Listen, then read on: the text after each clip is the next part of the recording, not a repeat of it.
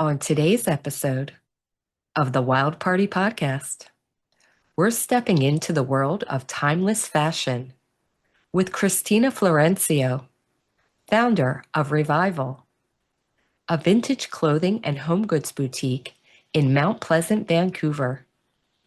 What started as a 2-foot rack in a local collective turned into a full-blown movement rooted in sustainability, personal style, and the joy of giving pre-owned items new life.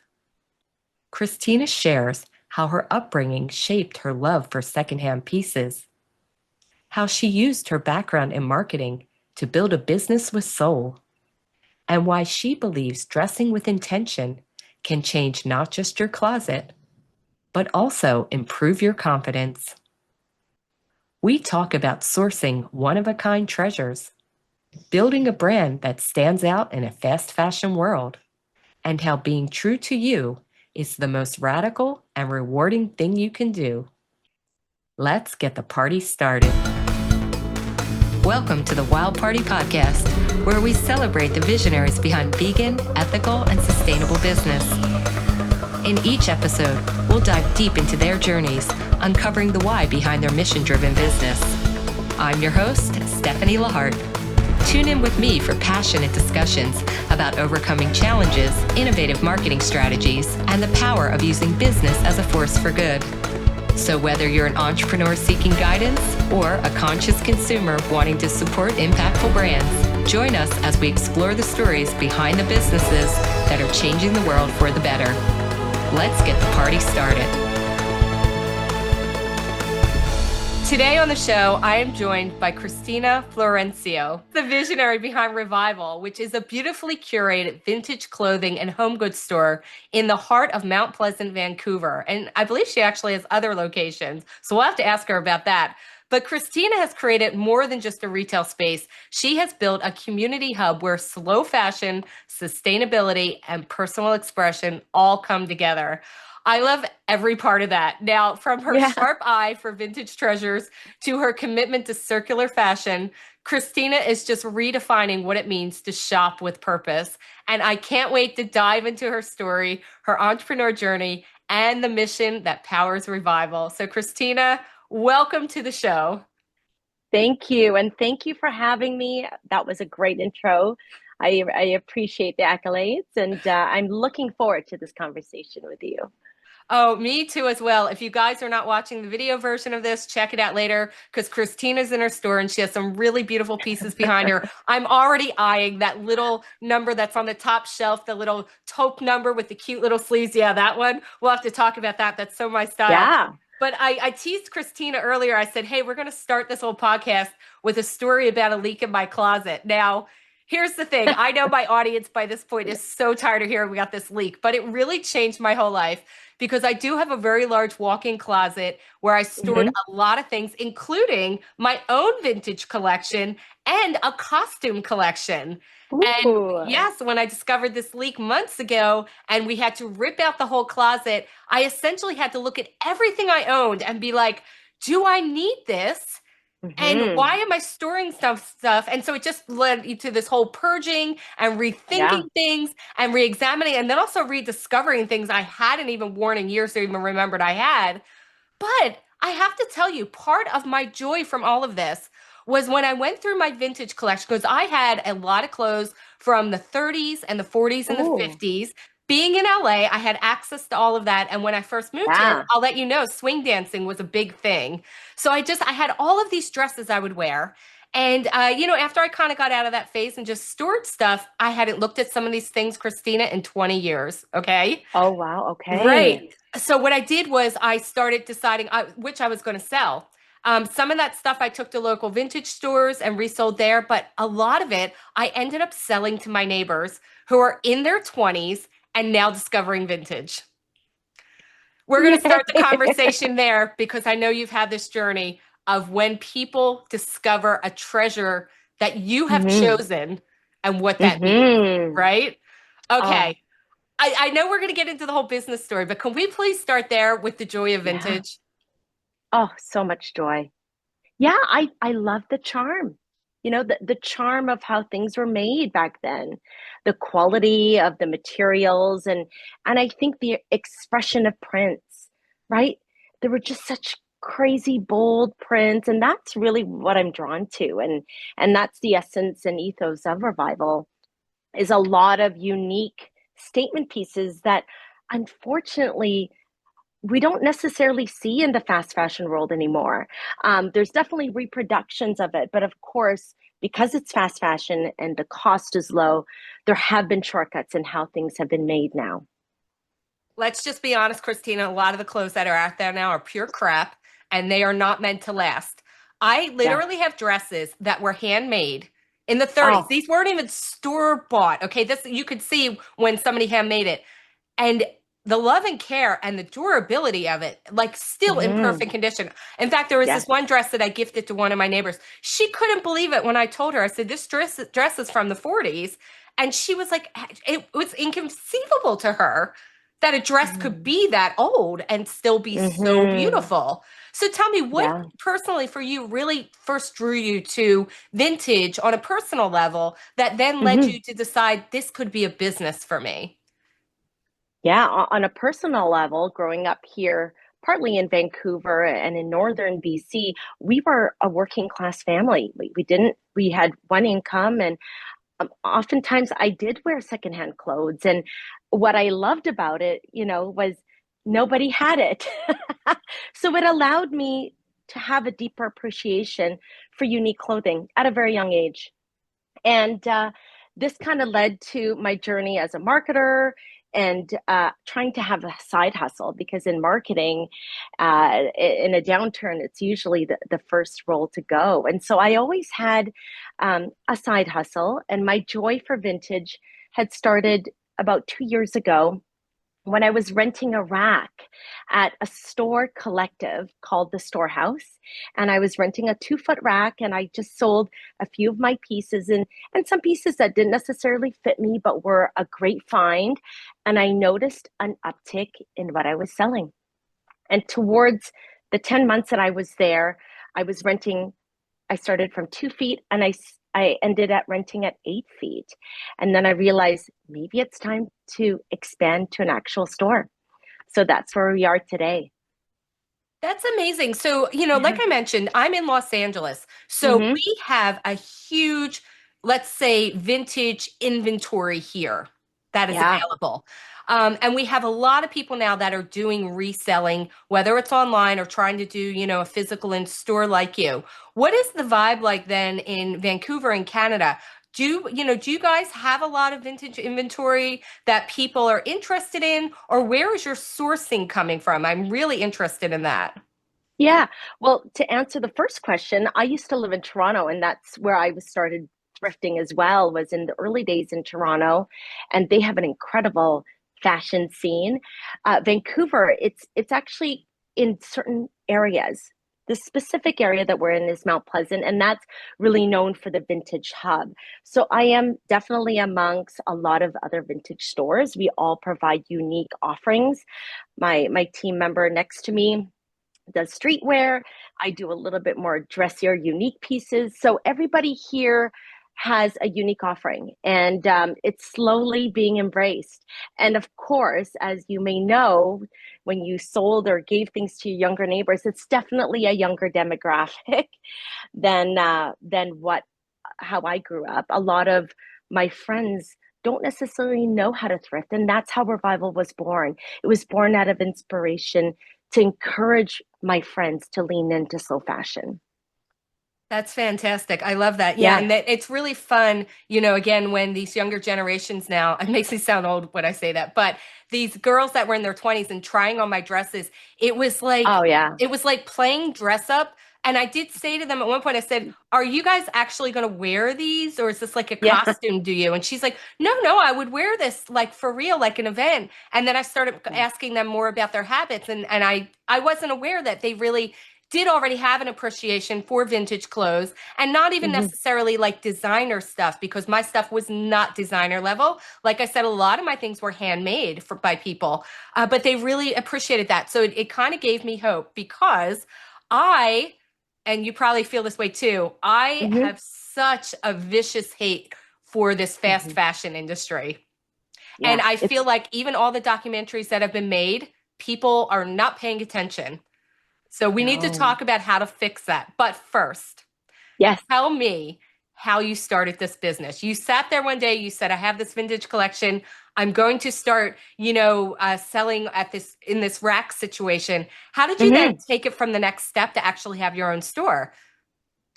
Yeah, it was quite kismet, I have to say. So this store lands in a historical building called the Triangle Building, and it is the beginning of Mount Pleasant and the start of the iconic Mount Pleasant neighborhood. And I live across the street. So I would pass by it every day, and it used to be a pottery store. And I caught wind that the potter that was here was trying to transition out of her lease.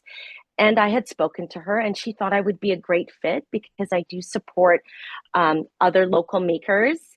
Some of them are potters, and I do sell some vintage ceramics as well. So she thought I would be a great fit. And then that was born. Revival was born. That's so cool. I do love that you have the other accessories and things like that. I think it Yeah. adds to the whole aura of it and giving people a sense of placement of how these objects originally occupied a space, if we want to say that, right? But I Yeah. heard you had a very interesting investment story. So when you were starting out, Mm. you got investors, and I want you to tell that story because I thought that was so Yeah. fantastic. Because a lot of people Yeah. try to just bootstrap, but you don't always have Hmm. to do that. Perhaps there's other avenues. To tell us your journey on that, how you were able to get the funding. So I bank with a major bank here in Canada, and there's like four or five major banks. But I was coming across a lot of financial hurdles simply because my corporation didn't have a lot of years in business. Although I had good credit, it wasn't something that the big banks really wanted to fund, and that was a struggle. I was speaking to a friend who worked for a credit union, and I'm happy to share that their name is Van City. It's definitely something that I've collaborated with, and I had spoken to two advisors and shared with them my financials. So that is something that I definitely want to echo is having a tight financial statements and records every year. Even though I was a small business, I still mentally had to treat myself like a bigger business. And so I hired an accountant to have my books ready and forecast what a viable business would look like. And from there, they helped connect me to some funding with an organization called Women Entrepreneur BC, or We BC, where they had given me access to funding based on women-owned businesses. So that was quite unique, was they had given me access to more funding that I necessarily didn't know about or had any idea on how to apply for. Wow, that's so cool. Yeah, sometimes I feel like too in the entrepreneur space, they forget to look at traditional methods of like even going to credit unions or banks. They really Mm-hmm. feel like, oh, well, everybody starts this from their kitchen table and you launch on Instagram and it's just Oh, magic. So it sounds like yeah. you almost went like a traditional method, which I really love because you're very thoughtful about that. So you mentioned earlier that you actually came from a marketing background. What were you Mm-hmm. doing before Revival was born? Believe it or not, I'm on my eighth career change. I finished my Bachelor of Fine Arts. I was working in theater, and then I was in hospitality. Then I went into marketing and sales. I went from primarily corporate marketing for real estate and agency, but then my last role was in high tech executive sales, if you could believe it. And I was selling very technical things that I wasn't necessarily passionate about. But I moved over to tech thinking that it was recession proof. And of course, we know what's happened in tech lately. So I had to pivot. I had to, number one, consult and work for myself. But then I came to a place where I got a little bored, truthfully. And my team didn't necessarily need me. I would have syncs, and the work was in flow. And sometimes boredom breeds creativity, right? And so I knew that I had a love for vintage, and I had an eye for selecting great things, and I knew I could sell. And so I took those elements and placed it in a space that allowed me to thrive. And that was the storehouse. It was a collective. It was a small investment. That 2 foot rack cost me $300 2 years ago, which was an investment, but it did motivate me to move because I knew the number was $300 that I had to sell in order to even just break even. And so my marketing skills and my social media skills allowed me to really help promote and get people hopefully excited about what I was curating. Yeah, absolutely. So, the thing about vintage is, we talked a little bit about this, is the fact that it's one of a kind. Like when stuff, Mm-hmm. I'm looking at your rack behind you, no two Yeah, pieces are alike because at one point maybe there were multiples made of those pieces, but they are now scattered to the wind. So that is one of the things I personally really enjoy about vintage is the fact that you don't walk into a store and you see like 50 of the same dresses. Like the dresses I right, have nobody has ever seen because who knows if any of the other ones still exist, right? So you're always unique. right. We love that. But does that actually pose a challenge for you then? Mm-hmm. Keeping a current collection that people Mm-hmm. are interested in when we know that sometimes there's things, trends, or people are looking for. Like, Yeah, how are you able to curate this collection to keep it you fresh and lively, interesting, and let's say shoppable for people that they're like, oh, I yeah. would wear that because, like I said, the little top that's behind you that I'm eyeballing and I'm going to have to ask you about Oh, later, I know that would look yeah. perfect on me, but that's not going to look perfect on a lot of people. So, just around different body shapes, different needs, different, Mm-hmm. lifestyles, how do you manage a curation of a vintage collection? Well, we are very size inclusive. That's, I think, the number one message for me. I have a sister-in-law who's a 00. I have a mother who's a size 18. And I heard the struggles that they had when it came to thrifting or finding something. And so that's number one here. Everything is categorized by size, first and foremost. There's nothing worse than going to a place and not knowing if it's going to fit you, but at least if I can gravitate to the size range, I could hopefully find something. So that's number one.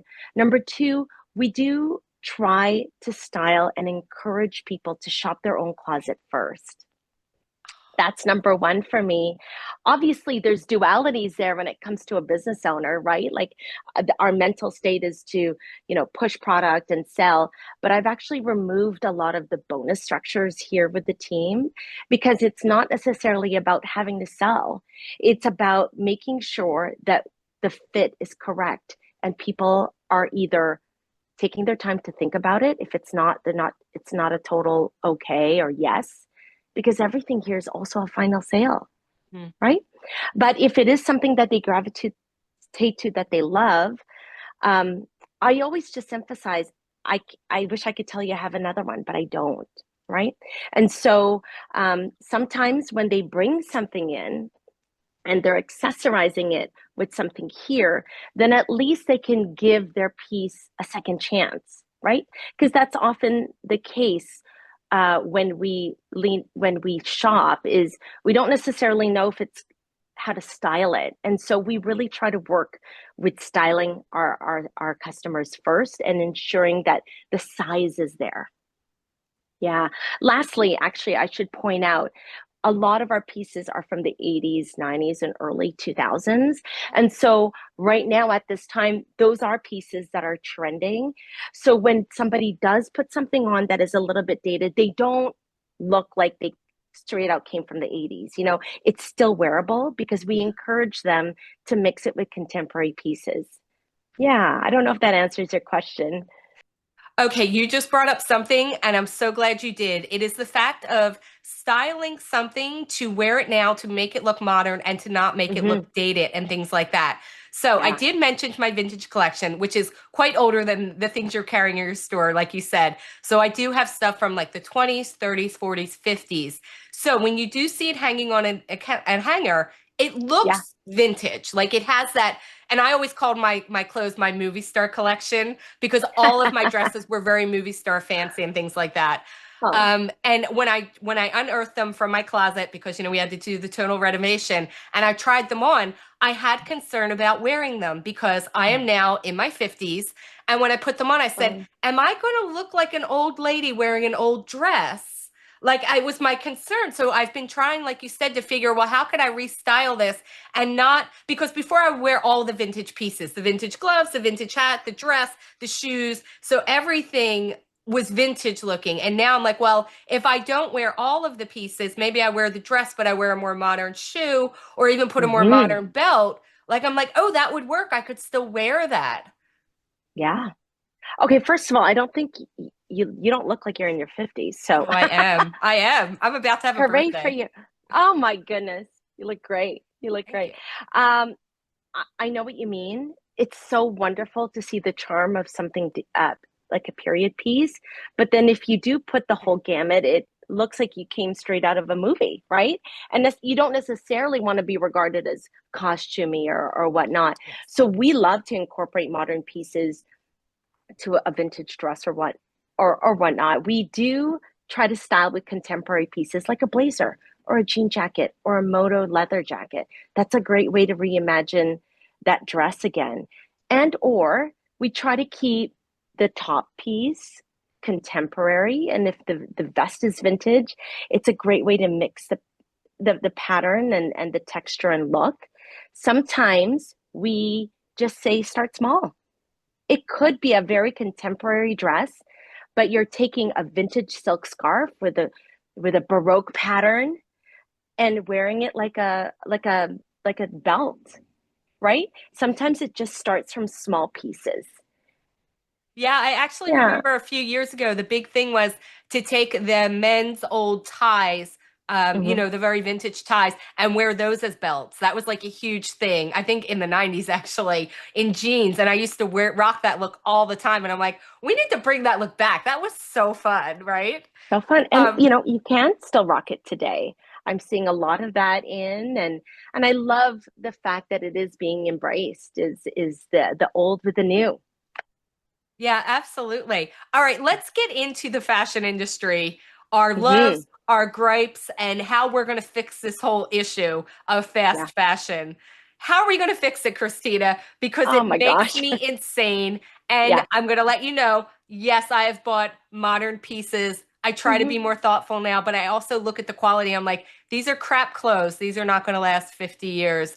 Like, we're in this cycle now of consumerism. It's not just the US. I'm sure it's like that in Canada too. Like how do we break that how do we break that cycle of where people are just used to buying something cheap? And I'm not even going to mention the websites because you know the names of them and I won't Yeah. give them any free press. But how do we Yeah. break that cycle of like, I'm going to buy cheap, I'm going to buy bulk, I'm going to do hauls, to I'm going to learn how to curate a closet that's going to take me through my whole life? Because I actually just had a friend say to me, oh, do you have stuff in your closet that you look at and you regret buying because you've never worn it? And I said, no, actually, I don't. Like everything in my closet, I still wear because I do have some very old pieces. And it amazed me that like that was a conundrum for some people. And then I just realized, well, maybe I just have style. But all right, how do we fix fashion? How do you and I fix fashion, Christina, because Oh, you are in the industry. yes. How are we going to fix this? How are we going to break the cycle of fast fashion? I mean, it's definitely not overnight, but it is in the ability to help amplify. Like what you're doing right now, Stephanie, is wonderful. You're bringing light and to these business owners that are trying to do better. Businesses that are doing change for good. And really, what we need to do is slow down. Mm. That's just the bottom line. Because when we slow down, we then have space to reflect on our consumerism. In 2015 was really when I leaned into this slow fashion journey after I watched The True Cost, right? That documentary that really kind of pulls the curtain back on the untold story of the detrimental effects of fast fashion to the environment. Second most damaging next to oil and gas. So after watching that, I was just in tears seeing some of these children in India, literally dying based on the dyes from our leather and fabric. So, number one, it's in the education. And number two, I challenged myself.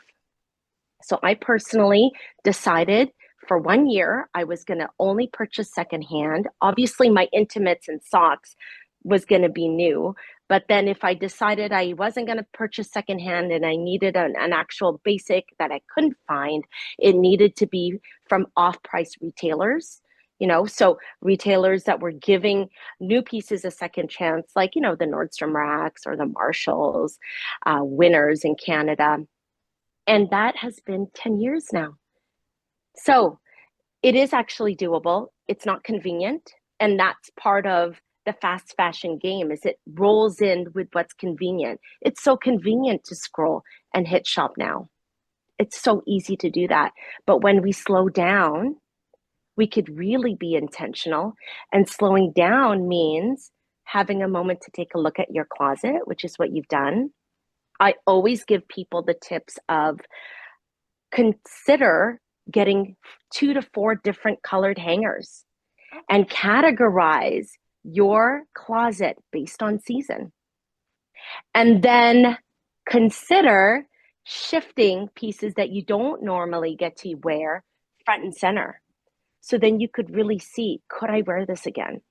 And all of that exercise is all about slowing down and shopping your closet first. So those are my just few tips. I think it's worked for me. Um, yeah, but I think it starts in just slowing down and being intentional.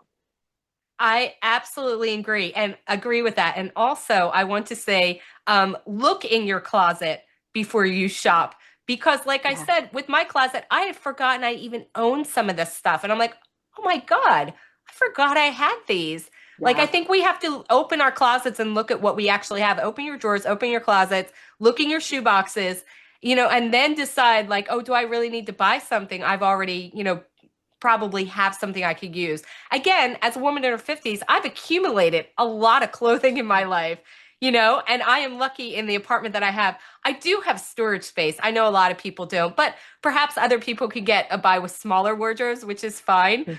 But do you find that when people are coming into your store that you have to almost educate them on how to wear these pieces, or are they coming in with their own creativity and excitement and just ready to go? It's a little bit of both. Obviously, our younger demographic, they're actually quite intentional. They know how to shop. The ones that are coming in here have an inspo photo, and I love it. I'm never offended when somebody is bringing something in that they want to try with their piece, and they ask for permission. And I'm always saying yes, please try it on because that's the best way to make sure that you could wear it. Um, but then we do have women coming in here who are postpartum, perimenopausal, menopausal, or just simply trying to get out of their COVID clothes. And they're adjusting to a different body type. And so we are all stylists here at the store. And we make sure that when we are styling women, we are speaking to the fit and not necessarily how it looks on them, we really try to make sure that our language and how we approach people is inclusive and is thoughtful. So hopefully people feel safe when they are trying clothes on here because it's not easy sometimes changing and trying to buy a size up, you know? Yeah, that's so true. And also, the thing that we forget is you can do alterations on clothes. Like you don't have to buy it off the rack and then wear it that night. You can buy Mm-hmm. something, have it altered to fit you, which I will let you know. Most of my dresses I had altered to fit me at some point. I'll let you know, I'm a very tiny person. I am that 00. So rarely Oh, do I find stuff that fits me perfectly unless I would buy yeah. it in a petite section. So my Mm-hmm. vintage dresses, when I bought them off the rack, they did not fit me. I always looked like a little orphan girl when I was trying stuff on, but I had a very good seamstress around me and she would take stuff in to fit me perfectly. In fact, one of the dresses that I gifted to my neighbor fit her so perfectly because she's very kind of tiny and slender. She goes, I can't believe how perfect this fits me. I said, girl, I had that Aw. altered. That is why that fits you like a glove, and she's like, oh my God. And, with that said, I think also teaching people to dress, let's say, a little bit nicer. We've all gotten into that Hmm. very let's that athleisure wear where you're just wearing Yeah, t-shirts or a workout outfit. Like you don't have to live like that. And I will let you know, and you already know this fact, when you dress with intention like you are now in this beautiful blouse, you get treated way better than if you walk in oh, there in your freaking Lululemon outfit. I'll tell you yeah. right now, girls, if you're listening out there, and I'm not saying you got to go out and hit full hair and makeup, but if you dress with well-fitting clothes, with intention, the world receives you differently. Like you don't get Yes, treated as somebody just rolled out of bed in their, workout outfit. So I just want to put that out there. There's yeah. reasons why, doing something, it's not just sustainable, not just good for the world. It's like good for your own internal, I think, morale. I would have to agree. Sometimes work comes from the outside in. Like sometimes it's the outfit that can make you feel really good. Sometimes it's the color, right? It could just be a shift of knowing your color. So we try to educate people with color analysis classes here at the store because when you know the colors that are bringing out your best, it allows you to be intentional, right? This is all about slowing down and knowing the colors to buy when you're shopping. So you're gravitating to colors that are bringing out your best versus colors that are washing you out. And that also saves you money, right? Um, it saves you money. It allows you to slow down. You're wearing colors that bringing out your best. That's all part of slow fashion. Yeah, absolutely. Tell me about Yeah, these classes. I hadn't even realized that. So you have classes yeah. actually in your store where you're teaching people like color theory or just I guess color complementary color combinations for them. Is that how it works? Oh wait, are we getting into the whole season coloring again? Remember when that was Yes. big? Are Oh, you a yeah. summer? Are you a fall? It is. I had seen these, and I don't know if you see it. Maybe it's my algorithm in Instagram where these color analysis are happening, and you could download an app and see what your colors are, but it's hard to see it through a screen. And they were very expensive. They would range from $200 to $800, and that would include hours and hours. And so I needed, as a marketer, to make it bite size. I didn't need to teach heavy theory because sometimes people get really bored by the theory of color, but we needed to empower people to know their color so that they can actually shop better. And one of my team members is a professional educator, and she studied this in the UK.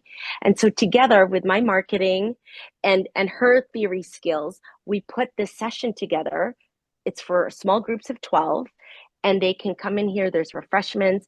We offer a small discount, and we teach people their seasons. And then from there, sub seasons, right? Because there's a true winter, which is what I am, and then there's a deep winter, and then there's a bright winter. So you can always borrow from your sub season. So yeah, it's been fun. It's been fun being able to do it in a very bite-sized way. That is so cool and so necessary. Again, like it helps Yeah. people to slow down when they understand more of, how to shop specifically for them. Just touching on what you said about the whole seasons and color, I'll let you know sometimes Mm-hmm. I have found that to be challenging for people because I did have one friend who paid a lot for one of these consultants, like you said, figure Yeah. out your colors. She was, I guess, in the autumn or the fall season. Well, what she took from that or had evolved over the years, unfortunately, is this person now just dresses all in brown. And I'm like, Oh, I am sure that is not what this person told you. And she's like, no, this is my color palette. I'm like, you don't understand what she was trying to teach you. It's not about like, I'm a fall person, so I just wear brown. And I just wanted to say that because I think sometimes people stumble on that. So I love that you're teaching people in person to actually show them what that means. Like, no, that doesn't just mean if you're summer, you wear fluorescent pink, and if you're fall, you mhm. wear all brown. That's not a color palette, people. That is Yes. like, I don't know what that is. That is not a good thing. And Yeah. I know my friend doesn't listen to my podcast, so she's Oh never no. going to hear this. But cut out the brown, girl. You don't have to need to walk around in all brown. I like a pop of color too. So, with that Yeah. said, you mentioned earlier that you really do a lot of patterns and things like that. How do Hmm. you then, I think, curate or shop for those different patterns that you think are going to resonate with people and people will be attracted to? Because colors and pattern, a lot of people are afraid of. Like your Yeah. blouse right now, it's gorgeous. I would wear it. I'm that kind of Oh, personality. But I yeah. know a lot of people that would be like, I could not pull that off. So, how do you ease them into that? We simply start with mixing it with a contemporary piece. But when I source, I usually source from private estates or Mm. auctions. And so I'm finding pieces that you wouldn't normally get at a thrift store because anyone can go to a thrift store. So I'm trying to find unique pieces and I incorporate that when I travel, right? When I'm traveling, I'm also sourcing because what I can get in Japan, where I was just at in January, you can't find here. And so starting small, and I think what happens is if you like pattern, mixing a vintage pattern like this with a contemporary pattern makes it really fun and it's a great way to make a bold statement, but mixing pattern and color with solids, right? So mixing something like this with a contemporary blazer is a great way to just lean into it, so it's not front and center, but there's a pop of color underneath, right? So we always just encourage people to start small, but once they start getting brave, it could be quite fun in here. Yeah. God, it's Yeah. it's like doing their own international travel when they come to your to Revival then. I mean, you're sourcing pieces from all over the world. I'm getting so excited. I wish you were closer to me because I'm like, I Aw. would love that experience. Again, I said I we do have a lot of vintage stores around here, but I'm not sure where they're sourcing stuff. I certainly don't get that Mm. vibe of an international travel like I would want to. But that's kind of another story. But with that said, with the vintage world and slowing down fashion and sustainability and things like that, how are you using your marketing now, since you are, the marketing background, to really get the message out not only locally but even online, that this is a different, we're going to call it a different way of living. Like what does your marketing look like to get that message out? Well, social media has been a wonderful way to be able to share the mission and the curation of pieces. We recently are leaning into storytelling. And so one of my friends owns a story shop and she's a talented writer. And we had selected four beautiful pieces uh, that have a story. Ooh. And so it actually allows people to slow down when they're reading a beautiful story attached to a piece. Yeah. So I don't know. Yeah. So there are a few pieces in here that do have a story, and it's wonderful. Some are fiction, some are not. But it's a great way to actually slow down and take a look at the intention behind the piece. Oh, that is so cool. You totally have me there. I would be that Yeah. girl who would want to read the story and live the life of the character that, Yeah. that piece came from. In fact, I remember when eBay first started, people were Hmm. super into the storytelling aspect. And I don't know if you were around for the start of eBay, but when people would list stuff, whatever it was, they would tell a whole story about the product or object or whatever, of maybe where they got it or what people could do with it. I mean, now it's all AI written, it's all kind of fabricated, whatever. But I used to love to read that. And I would do that when I was first doing eBay to like tell people the story of like, well, where I bought it and where I wore it and where you could wear it. And like, I just don't see that anymore. So I love that you're doing that. Like Yeah. you are Yeah. my girl, Christina. I mean, Ah, Stephanie, there's actually one right there. You see where my thumb is? yeah. That one has a story. Do you No, want wait, me the to read floral it to one? you? The floral one? It's this piece right here. Okay. Okay, stop for a second. For anyone who's just listening to the podcast version right now, make a note on the time. I think we're about maybe 40 minutes into our conversation because you need to jump over to the YouTube version right now and see this blouse that Christina's holding up with the tag that says, "There's a story here." I just got goosebumps. Please tell me the story of this shirt. Are you ready? So Yes. this is a silk Baroque 90s inspired. Actually, it is from the 90s. I shouldn't say inspired, but it's a Baroque style silk blouse. And this is a story by Studio Telltale, written by Sandra O'Connell. And the story says Dottie Domingo liked vanilla ice cream, but as you could tell by her blouse, the yawn stopped there. When she bought it, she was selling used cars on a lot on number 3 road, back when buildings were no taller than telephone poles.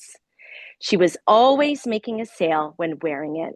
She had it on while flying to South Beach, thanks to a commission on a 64 Mercedes. That's when she met Rod Harding, some kind of investment bigwig. She didn't care for his details.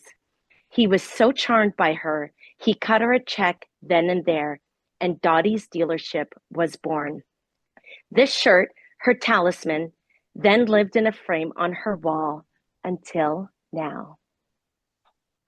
I have goosebumps all over my body. I feel like I'm listening to an episode of Sex in the City. I love this so much. I had no idea going into this conversation, Christina, that you were going to blow my mind like you just did. Oh my Oh. God. Oh my God. Okay, when are you opening up a store in LA and how quickly can I come shop there? Because I know you have several locations now, right? In Canada, you have your Mount Pleasant and then you have another one, right? Yes, I have a second location at Bentall Center, and this was a program hosted by the Bentall Center buildings. There's 4 towers in the financial district, and they were offering free retail space for 6 months. They chose 4 retailers out of 400 applicants, and I was lucky enough to be one of them. And I think what's really important about having a vintage store in the heart of the financial district is it actually gives access to the busy professional to have access to slow fashion. Mhm. We don't often find vintage stores in a mall or in the heart of the office towers. And so it's a very special location for me. We're there temporarily, but we'll see if it's well received if we extend. You're exactly right. We need more vintage stores in malls so people start understanding the beauty of this. So, Yeah, with that said, this has been such a lovely conversation. But as we know, the entrepreneur journey and starting your business always has its ups and downs. So, yeah. why don't you share with us now, share one high or one challenge maybe you've experienced, Mhm. and then maybe one moment of success that really surprised you? Yeah, I would say when I first started, I wanted to be very mindful of burnout. And so what I did was I overstaffed my store. I overstaffed it and it distanced me. It distanced me from being here. And in the early days of starting a store, I needed to be here all the time to understand the nuances of the business. And so that was probably my number one mistake was overstaffing it, not being a part of everything right away. And financially, it didn't really get me ahead. And so uh, the win behind all of that is now that I am at the store a little bit more often, every day I get a comment with somebody who is leaving with a beautiful piece that it has made them feel really good. And sometimes it goes beyond for them. It extends to me because I know where I sourced it. I knew that it needed to be given life again. And it always emphasizes to me the mission. So every day I am reminded of my mission, and that always feels great. I fully agree with that. Again, the dresses that I gave to my neighbor, what I did afterwards is I sent her pictures of me wearing the dresses and then told the story of Yeah. where I had worn them and what was happening. And she just loved Ah, that. And I think that's yeah. really how we change this mentality of fast fashion is understanding that clothes can have a life. They can have a story. You use them, you cherish them, you pass them Mhm. on. And I think we just answered the question. This is how we save the world, Christina. Exactly Yeah. this. You have been such a delight to talk to. Tell everyone where they can find you online so they can go and shop when they're in the area, or if possible, maybe I don't know if you do shipping at all because, again, I still have my eye on that blouse. I think maybe we'll talk about that later. But where can they find you Okay. online? Revival is online at mainrevival.com.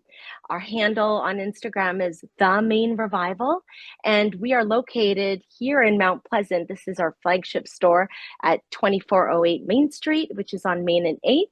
And our second location is at the Bentall Center, Bentall Center 3. That is Yeah. fantastic. Christina, thank you so much for sharing your story. It has been a delight.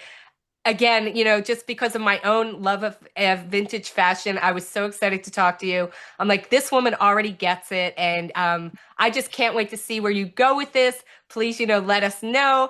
And also, I'm going to send you some pictures just so you can see some of my dresses. Yes. Yes, please. I'd love to see it, Stephanie. Thank you for having me. Thanks for listening to the Wild Party Podcast. If you're an entrepreneur or professional who would like to be on this podcast, please visit boomtownmarketing.com and click on podcast. We believe that every business has the potential to change the world for good, and we want to support our community to help make the world more ethical, compassionate, and sustainable for all future generations to come. And if you're looking to build your business, no matter what level you're at now, request your free marketing consultation at boomtownmarketing.com and click Get Started.